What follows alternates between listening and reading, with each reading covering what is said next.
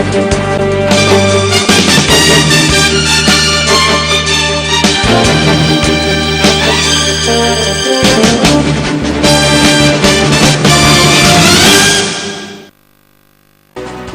सत्ता आल्यास धनगर समाजाला एसटी आरक्षण देऊ, मुंडेंनी दिलं आश्वासन। काँग्रेसचा जाहीरनामा म्हणजे कॉपीरायटरने लिहिलेलं भाषण, भाजपाच्या फडणवीस यांनी डागली तोफ। उस्मानाबादमध्ये धनंजय सावंत यांनी केला अपक्ष उमेदवारी अर्ज दाखल। परभणीत सेनेच्या संजय जाधव यांचा लोकसभेचा उमेदवारी अर्ज दाखल। उस्मानाबादमध्ये राष्ट्रवादीच्या पद्मसिंह पाटील यांनी केला उमेदवारी अर्ज दाखल।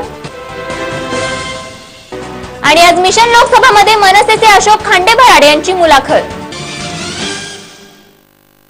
नमस्कार, मी Swati Godse, time TV Maharashtra news मध्ये मी आपलं स्वागत करते। नजर टाकूया त्याच्या हेडलाईन्सवर। बीडमध्ये भाजपाचे लोकसभेचे उमेदवार गोपीनाथ मुंडे यांनी आपल्या देशात भाजपाची सत्ता आल्यावर धनगर समाजाला आदिवासींचे एसटी आरक्षण लागू करण्याचं आश्वासन पत्रकार परिषदेत बोलताना दिलंय। तसंच धनगर विकास महामंडळाची स्थापना करण्याचंही मुंडेंनी यावेळी सांगितलं। काँग्रेस पक्षाचा लोकसभा निवडणुकीचा जाहीरनामा म्हणजे कॉपीरायटर कडून लिहून घेतलेलं भाषण असल्याचा आरोप भाजपाचे प्रदेशाध्यक्ष देवेंद्र फडणवीस यांनी केलाय। सर्वसामान्य माणसासाठी त्यामध्ये काहीही आश्वासक नाही आणि इतिहास लक्षात घेता काँग्रेसच्या जाहीरनाम्यावर विश्वासही ठेवता येत नाही, अशी टीका करत फडणवीस यांनी काँग्रेसकडे कुठल्याही मुद्द्याबाबत गंभीरता नसल्याचा टोलाही लगावलाय। उस्मानाबाद जिल्हा परिषद बांधकाम सभापती धनंजय सावंत यांनी भव्य शक्ती प्रदर्शन करत अपक्ष म्हणून उमेदवारी अर्ज दाखल केलाय। आपण केलेली बंडखोरी ही विकासाच्या कामासाठी असून मी फक्त जनतेच्या हितासाठी निवडणूक लढवत असल्याचं स्पष्ट केलं। तसंच मी जिल्हा परिषद सभापती पदाचा राजीनामा देणार नाही, माझ्यावर अविश्वासाचा ठराव आणून पदावरून बडतर्फ करावं असं कडवं आवाहनही सावंत यांनी पक्षाला दिलंय। मी उस्मानाबाद लोकसभा मतदारसंघातल्या जनतेला न्याय देण्यासाठी हा अर्ज भरलेला आहे अपक्ष म्हणून। कारण आता बघितलं आपण जे अर्ज दाखल झाले त्यांचा मुद्दा फक्त राजकारण आहे। विकासाची काय ब्लूप्रिंट घेऊन त्यांनी उमेदवारी अर्ज किंवा राजकारण चाललंय, त्यांचं काय करणार, त्याची नेमकी भूमिका काय। पण मी जे फॉर्म भरलेला आहे तो विकासाचा मुद्दा घेऊन हा उमेदवारी अर्ज दाखल केलेला आहे। हो, आता बंडखोरीच म्हणायची ना, पण विकासाच्या कामासाठी केलेली ही बंडखोरी आहे। राष्ट्रवादीला पोषक मी राष्ट्रवादीला पोषक किंवा शिवसेनेला पाडायचं म्हणून उभं राहिलेलं नाही, मी निवडून यायचं म्हणून आणि उस्मानाबाद लोकसभा मतदारसंघात विकासाचा दृष्टिकोन घेऊन उभं राहिलेला आहे। मी कोणाला पाडण्यासाठी कोणाला निवडून आणण्यासाठी उभं राहिलेलं नाही। परभणीत महायुतीचे लोकसभेचे उमेदवार आमदार संजय जाधव यांनी परभणी शहरात शक्ती प्रदर्शन करत नामांकन अर्ज दाखल केलाय। उस्मानाबाद लोकसभा मतदारसंघातील राष्ट्रवादीचे उमेदवार डॉक्टर पद्मसिंह पाटील यांनी जोरदार शक्ती प्रदर्शन केलं। याच वेळी मोठ्या संख्येने उपस्थित असलेल्या कार्यकर्त्यांच्या उपस्थितीत उमेदवारी अर्ज दाखल केला। आणि आज मिशन लोकसभा या लोकसभा निवडणूक प्रचाराचा आढावा घेणाऱ्या खास मुलाखतींच्या कार्यक्रमात आज आपण बघणार आहोत महाराष्ट्र नवनिर्माण सेनेचे शिरूर लोकसभा मतदारसंघाचे उमेदवार अशोक खांडेभराड यांची आमच्या रिपोर्टर सोनाली घोडेराव यांनी घेतलेली ही खास मुलाखत। नमस्कार, टाइम टीव्ही महाराष्ट्रमध्ये आपलं स्वागत। मिशन लोकसभा या विशेष मुलाखतीच्या कार्यक्रमात आज आपण भेटणार आहोत शिरूर लोकसभा मतदारसंघाचे महाराष्ट्र नवनिर्माण सेनेचे उमेदवार अशोक खांडेभराड यांना। नमस्कार सर, 2 दिवसांपूर्वी तुम्ही मनसेकडून उमेदवारी अर्ज दाखल केलाय। उमेदवारी अर्ज दाखल करते वेळी तुम्हाला कार्यकर्ते आणि जनतेकडून कशा प्रकारचा प्रतिसाद लाभला? मी उमेदवारी अर्ज दाखल करत असताना माझ्याबरोबर हजारो कार्यकर्ते होते। त्यामध्ये सर्वसामान्य जनतेचा फार मोठा सहभाग होता आणि विशेष म्हणजे शिवसेनेचे खासदार माननीय गजाननजी बाबर, शिवसेनेमध्ये पूर्वी जे जिल्हा प्रमुख होते उमेश भाऊ चांदगुडे, उपजिल्हा प्रमुख शरददादा सोनवणे आणि महाराष्ट्र नवनिर्माण सेनेचे सरचिटणीस अनिल शिदोरे साहेब आणि विशेष म्हणजे माननीय राजसाहेब ठाकरे यांच्या सौभाग्यवती शर्मिलाताई ठाकरे ह्या सुद्धा त्या ठिकाणी उपस्थित होत्या। म्हणजे सर तुमच्या मतदारसंघातून तुम्हाला जनतेचा आणि कार्यकर्त्यांचा भरपूर प्रतिसाद लाभला. सर लोकसभा निवडणूक आता ऐन तोंडावर आलेली आहे, त्यामुळे सर्वच पक्षातील उमेदवारांनी प्रचाराची जोरदार सुरुवात केली आहे. तर तुम्ही तुमचा प्रचार कशा प्रकारे करणार आहात?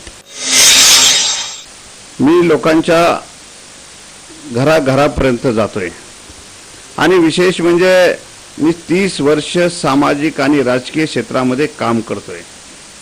माझ्या आणि जनतेची फार जवळची नाट जोडली गेलेली आहे. त्यामुळे मी आज निवडणूक चालू झाली, मी खासदारकीला उभा राहिलो म्हणून मला फार प्रचार करावा लागतो असं नाही. गेली 30 वर्षामध्ये 70 पेक्षा जास्त आंदोलन मी उभी केलेले आहे. समाजाच्या वेगळ्या प्रश्नासाठी 3 वेळा आमरण उपोषण केलेलं आहे. सदैव लोकांच्या सुखदुःखामध्ये पूर्ण वेळ काम करणारा मी कार्यकर्ता.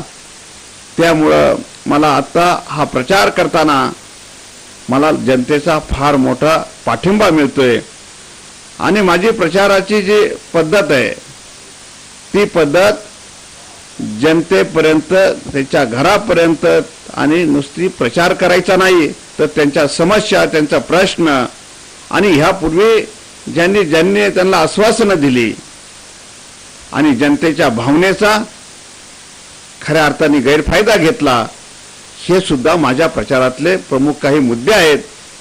त्या पद्धतीने मी माझा प्रचार करणार आहे. ह्या मतदारसंघामध्ये बरेच प्रश्न आहे.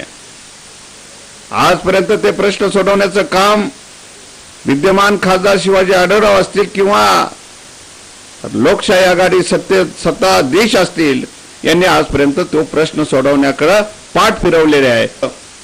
आणि म्हणून हे प्रामुख्याने माझ्या पुढचे प्रश्न आहे. त्याही पेक्षा दुसराही प्रश्न माझ्या पुढे फार मोठा प्रश्न आहे की बेरोजगारांच्या समस्या वासून उभ्या आहे. त्यानंतर आमचे 2 बेल्ट मध्ये हा मतदारसंघ आहे.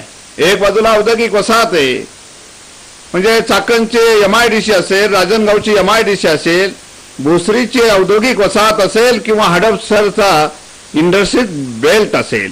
ह्या ठिकाणचे प्रश्न वेगळे. तर त्याही पेक्षा जो दुसरा भाग आहे त्यामध्ये प्रचंड अशी शेती आहे. म्हणजे आंबेगाव असेल, जुन्नर असेल, खेड असेल, शिरूर असेल, ह्या भागामध्ये प्रचंड शेती आहे. ऊस किंवा इतर क्षेत्र त्या ठिकाणी पाहायला मिळतं. ह्या मतदारसंघामध्ये 10 धरणं असून सुद्धा आजही शेतकऱ्याच्या जमिनी ओलिताखाली नाहीये. विद्यमान खासदार शिवाजी आढळराव यांनी आदिवासींसाठी काही केलेलं नाही. औद्योगिक शहरी भागामध्ये अनेक समस्या आहे, पाण्याच्या समस्या आहे, विजेच्या समस्या आहे. त्याचप्रमाणे तुम्हाला सांगतो आमच्या जुन्नर असेल, खेड, आंबेगाव हा जो पश्चिम भाग आहे त्या पश्चिम भागामध्ये मग नाणे घाटाचा प्रश्न असेल किंवा माळशिरसमध्ये होणाऱ्या अपघाताचा प्रश्न असेल किंवा दाऱ्या घाटाचा प्रश्न असेल, कितीतरी दिवस आमच्या खेड तालुक्यातली जनता शासनाकडे टाहू फोडून आम्हाला भीमाशंकर मुंबई रस्ता व्हावा. भीमाशंकर मुंबई रस्ता झाल्यानंतर आमच्या खेड तालुका असेल, आंबेगाव तालुका असेल किंवा जुन्नर तालुका सुद्धा ह्या लोकांना मुंबई एकदम जवळची होईल. परंतु आतापर्यंत जो विद्यमान खासदार शिवाजी आढळराव यांनी आतापर्यंत फक्त आश्वासनं दिली, परंतु त्यांनी त्याच्याकडे पाठ फिरवलेले आहे. हे सगळे प्रश्न आवासून उभे आहे आणि म्हणून जनतेने च्या समोर एकच विषय आहे की माननीय राजसाहेब ठाकरे सारखा नेता ह्या महाराष्ट्रामध्ये नाही, उद्याचा महाराष्ट्राचा महाराष्ट्र नवनिर्माण बनवण्यासाठी, राजा छत्रपतीच्या स्वप्नातला महाराष्ट्र बनवण्यासाठी आणि उद्याचा भारत बनवण्यासाठी माननीय राजसाहेब ठाकरे यांच्या आशीर्वादाने ह्या शिरूर लोकसभा मतदारसंघातली जनता निश्चितपणे माझ्या पाठीमागे राहून मी निश्चितपणे निवडून येणारच आहे, ही माझी खात्री आहे. मला या विभागातील जनतेच्या प्रश्नाचा कडकडीत अनुभव आहे आणि तुम्हाला म्हणजे तुमचं म्हणायचा अर्थ आहे की तुम्हाला जास्त प्रचाराची गरज नाही, कारण की तुम्ही याआधी जनतेशी आपली नाळ जोडून त्यांच्या मनात ऑलरेडी घर केलेलं आहे.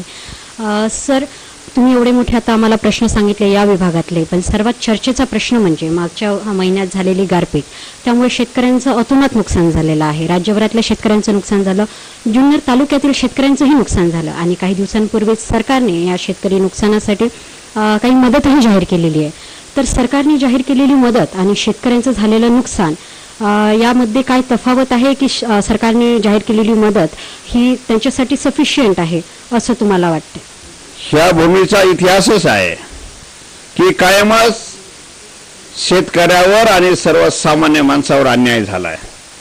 आतापर्यंत वेगवेगळे सरकार पाहिले, परंतु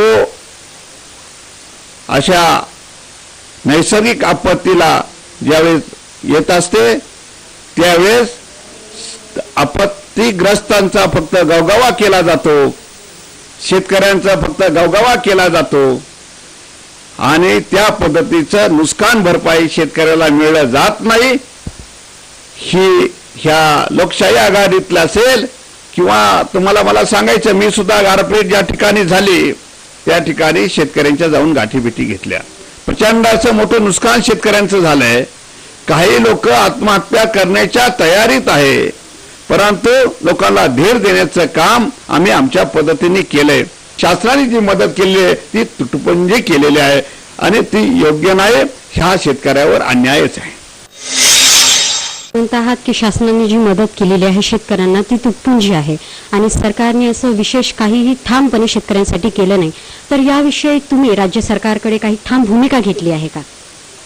गारपीट झाल्यानंतर माननीय जिल्हाधिकाऱ्यांची मी स्वतःहून भेट घेतलेली आहे.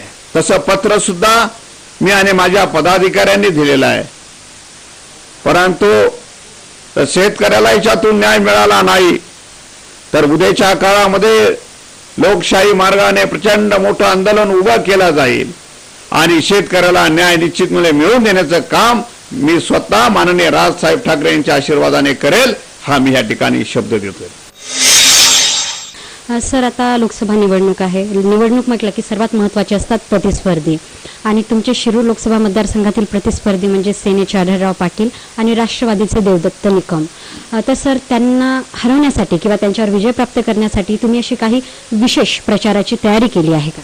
ह्या मतदारसंघामध्ये शिवसेनेचे आढळराव पाटील हे दोनदा खासदार झाले. दोन्ही निवडणुकीमध्ये मी त्यांचा प्रचार प्रमुख होतो, कारण मी गेली 30 वर्ष शिवसेनेमध्ये एक निष्ठपणे काम करत होतो. ते 10 वर्षापूर्वी शिवसेना पक्षामध्ये आले आणि आमच्या सर्वांच्या शिवसैनिकांच्या आणि माझ्यासारख्या असंख्य कार्यकर्त्याच्या जोरावर ते खासदार झाले. राष्ट्रवादी आणि काँग्रेसमधल्या गटबाजीमुळे शिवाजी आढळराव यांना जास्त मतं मिळायची, कारण त्यावेळेस तिसरा पर्याय उभा नव्हता. आज मी महाराष्ट्र नवनिर्माण सेनेच्या माध्यमातून माझ्या रूपाने शिरूर लोकसभा मतदारसंघामध्ये तिसरा पर्याय उभा राहिला आहे. मला ही निवडणूक किंवा माझी प्रचार करत असताना किंवा मला जे आव्हान आहे, मला ते आव्हान फार मोठं वाटतं असं नाही. आणि राहिला राष्ट्रवादीच्या उमेदवाराचा विषय, राष्ट्रवादीचा उमेदवार मी सांगितलं की दोन्ही उमेदवार 10 वर्षाचं त्यांचं आयुष्य आहे राजकारणातलं. हा उमेदवार नवीन आहे, त्यामुळं त्या उमेदवाराबद्दल काही फार वेगळं सांगावं असं मला काय वाटत नाही. परंतु ही निवडणूक, ह्या निवडणुकीमध्ये लागणारे काही गोष्टी असतील, ह्या निवडणुकीमध्ये जे काही मला अनुभव आलेला आहे यापूर्वी, ते संपूर्ण माझ्या पाठीशी असल्यामुळं मी ही निवडणूक निश्चितपणे निवडून आल्याशिवाय राहणार नाही, ही मला पूर्ण खात्री आहे. तर आताच आपण महाराष्ट्र नवनिर्माण सेनेचे शिरूर लोकसभा मतदारसंघाचे उमेदवार अशोक खांडेभराड यांच्याशी चर्चा केली. ते असंच पुढेही मिशन लोकसभामध्ये आपल्यासोबत राहणार आहे. तोपर्यंत पहा टाइम टीव्ही महाराष्ट्र न्यूज. नमस्कार. या न्यूज बुलेटिन्स मध्ये इथेच थांबूयात. पाहत रहा टाइम टीव्ही महाराष्ट्र न्यूज. अचूक वेळ, खरी गोष्ट. नमस्कार.